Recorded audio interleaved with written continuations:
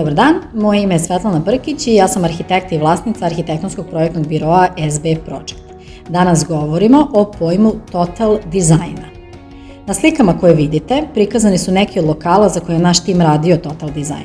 Reč je o ugostiteljskim objektima Pita Break, Štrudlica i Sushi Činga. Total dizajn predstavlja celokupan proces projektovanja poslovnog prostora. Podrazumeva uređenje interijera, osmišljavanje imena, branding, dizajn logotipa, celokupni vizualni identitet, dizajn reklamnih natpisa, flajera, menija, kutija, vizit karti, svog propratnog materijala u zavisnosti od delatnosti. Prilikom projektovanja ovakvih prostora neophodna je bliska saradnja arhitekata i grafičkih dizajnera kao i preduzeća za izradu nameštaja po meri.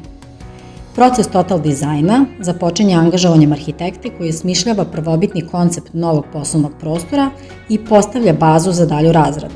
Na osnovu toga, a u stalnom dogovoru sa arhitektama, grafički dizajneri pristupaju izradi logotipa i brandinga kompanije.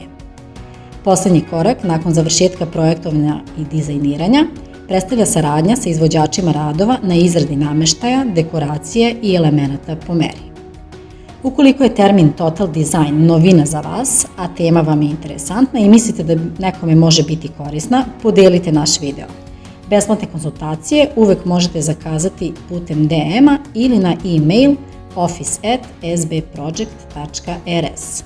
Pozdrav do narednog videa!